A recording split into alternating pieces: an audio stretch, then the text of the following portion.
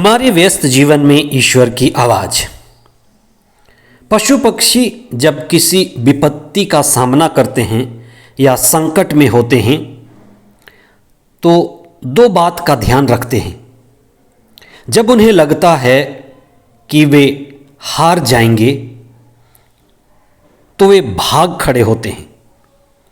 जब उन्हें लगता है कि वे जीत जाएंगे तो वे लड़ पड़ते हैं। उनका ये सिद्धांत है, फाइट और फ्लाइट, लड़ो या भाग निकलो। मनुष्य एक ऐसा प्राणी है जो इससे आगे निकलता है, जो रुक जा सकता है, जो हिम्मत के साथ झेल सकता है, बिना लड़े, बिना भागे। वह वार्ता के लिए तैयार हो सकता है, मौन विरोध धारण कर सकता है, वह असहयोग आंदोलन कर सकता है। और कई लोग क्षमा की बात करते हैं, क्षमा का रास्ता ढूंढ निकालते हैं, वार्तालाप का रास्ता ढूंढ निकालते हैं। आज हम विशेष चिंतन करें कि कौन ऐसे लोग हैं जो क्षमा दे पाते हैं और कौन ऐसे लोग हैं जो क्षमा नहीं दे पाते। 40 का तीसरा सप्ताह 14 मार्च 2023 मंगलवार। पहला पाठ नबी दानियल का ग्रंथ अध्याय 3 पद संख्याएं 25 और 34 से 43 तक। संत मत्ती का सुसमाचार अध्याय 18 पद संख्याएं 21 से 35 तक। आज का सुसमाचार ईसा की नई शिक्षा का हिस्सा है। उनकी नई शिक्षा का गूंज पर्वत पर के 8 आशीर्वचन में जोरों से पहुंचता है, जहां ईसा कहते हैं, तुमने सुना है कि पूर्वजों से कहा गया है, आंख के बदले आंख और दांत के बदले दांत। लेकिन मैं तुमसे कहता हूं, बदला मत लो, बदला मत लो। आज का सुसमाचार उसी बात को अधिक स्पष्टता से हमें आगे सिखाता है कि हमें क्षमा के दिव्य गुण को जीवन में बढ़ावा देना है। मसीही जीवन का क्षमा देने की भावना मनुष्य के बदले की भावना पर नियंत्रण करता है। हमारे क्षमा देने की भावना सभी ओर के तनाव को दूर कर सकता है। क्षमा ही शांति की स्थापना का एकमात्र उपाय है। बिना क्षमा के नवनिर्माण और पुनर्निर्माण असंभव है। इसलिए संतों ने क्षमा को वीरों का आभूषण कहा है। और जो समझदार हैं, आत्मिक हैं,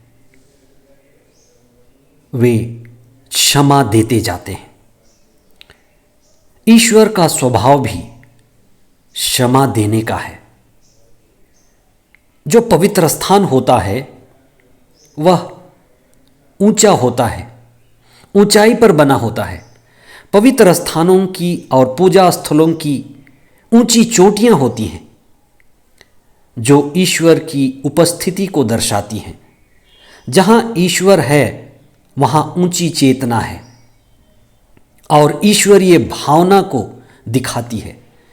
ईश्वर सद्गुणों में ऊंचा है, इसलिए ईश्वर को हम क्षमाशील कहते हैं। जो चेतना और बोध में जीता है वह दूसरे को खुद से अलग नहीं देखता। आध्यात्मिक व्यक्ति दूसरे व्यक्ति को अपना ही हिस्सा मानता है। कोई दूसरा, कोई पराया नहीं, कोई शत्रु नहीं, भले हुई वो शत्रु जैसा व्यवहार क्यों ना कर रहा हो। ईसा का क्रूस पर ऊंचा उठाया जाना भी इसी का प्रतीक है कि ईसा ऊंचे उठाए गए और उनकी चेतना ऊंची थी। जो प्रार्थना में, बोध में, चेतना में ऊंचा उठा हो वही क्षमा दे सकता है। इसलिए ये हकीकत है कि ईसा सबसे ऊंची चेतना वाले हैं, ईश्वर के जैसे ही, इसलिए वे अपने शत्रुओं को भी क्षमा दे देते हैं। जो ऊंचा उठा है वही क्षमा दे सकता है। जो अचेतन है, जिसका बोध स्तर नीचा है, वही दुश्मनी मोल लेता है। आज के पहले पाठ में नबी दानियल अपने पूर्वजों का नाम लेकर प्रार्थना करते हैं। पूर्वजों के एक एक कर्मों का और उनके एक एक चुनाव का फल बच्चों पर पड़ता है। इसलिए माता पिता को हमेशा ध्यान रखना है कि वे क्या चुनते हैं। हमारा हर चुनाव हमारे जीवन में अच्छाई या बुराई लाता है। अतः जरूरत यह है कि हम लगातार होशपूर्ण जीवन बिताएं, बोध में रहें, आत्मा में रहें, सही का चुनाव करें और मुक्ति की दिशा में खुद को, परिवार को और सभी को ले चलें। आमीन।